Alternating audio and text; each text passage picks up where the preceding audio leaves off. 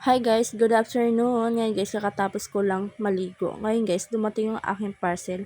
Hindi ko akalain ngayon pala darating yung aking parcel. Akala ko next day pa. Tuwang-tuwa na naman ako kasi nga meron na naman akong in-order sa TikTok shop. Ito palang aking in-order ay wallet to. Hindi ko naman akalain malaki pala itong wallet. Akala ko maliit lang. Huwag nyo na itong pansin, ito aking bilbil. Next year mawawala na to. Ayun guys, tuwang-tuwa ako kahit di ko pa nabubuksan. Alam kong maganda itong wallet na to. In-order ko pala ito sa TikTok shop. Parang malungkot na nga ako dito kasi nga guys, akala ko maliit lang talaga.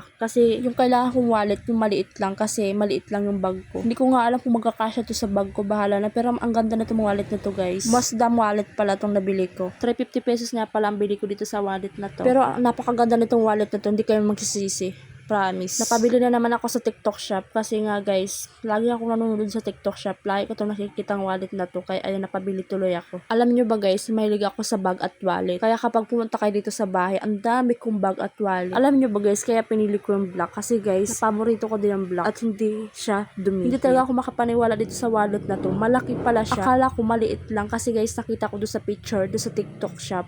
Maliit lang pero ang laki pala niya. Pero ang ganda ng tela na to, promise. Marami siyang lagayan ng ID. Kaya kung marami kayong ID, kasya dito lahat ng ID mo. Tulad ko, marami akong ID kaya alam kong kasya lahat ng ID ko dito. Kaya hindi napakalit-kalit yung mga ID ko kasi isang lagayan na lang siya.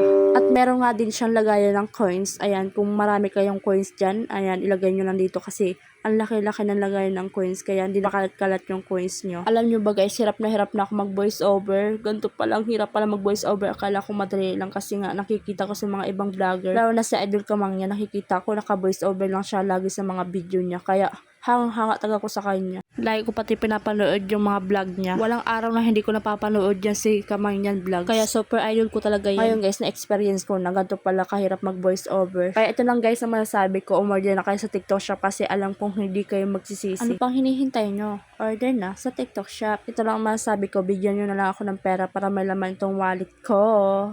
Mahirap pala pag marami kang wallet tapos wala ka palang pera. Agoy.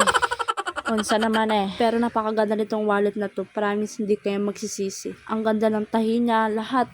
Talaga kahit i-rate ko siya 1 to 10, 10 talaga kasi ang ganda. Dito ko lang tatapusin ang aking video. Bye!